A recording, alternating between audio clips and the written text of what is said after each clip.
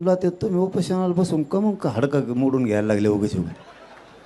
पवार साहेबाला सांगा एक फोन फिरावं म्हणा तिकडं काय जेवण कशाला ताण घ्यायचा उगाच शेतकऱ्याचं तरी कल्याण होईल. त्यांचं तर चांगलं आहेच ना, तुमच्यावरती तरी कशाला ही उपोषणाची वेळ यायला पाहिजे. आणि माझं एक दुसरंही प्रामाणिक मत आहे, जर सरकार तुम्हाला बोलवत असलं तर तुम्ही चर्चा करून मार्ग काढावा.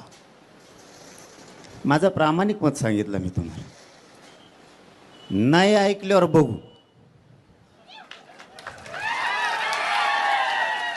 सध्या जर मी चॅनलला पण बघितलं ते भरणे मामा म्हणलेत असं करूयात तसं करूयात, मला वाटतं विश्वास ठेवावा एकदा.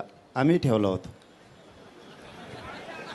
आयला तसं नाही रे, तुम्ही हसू नका रे, पोट्टे असे आहेत ना. मग तसा विश्वास नाही रे, एकदा त्यांची पहिली सुरुवात आहे.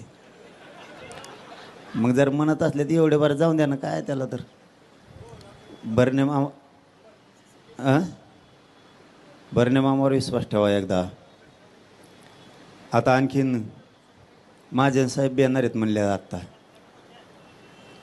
एकदा जाऊन द्या, ठेवा विश्वास. काय आमचं बरं चाललं हो. पण सध्या आमच्या आत्ताशिक मागण्या 3 वर्षात मान्य केल्यात, म्हणून मी आत्ताशिक त्यांना बरं म्हणायला लागलो.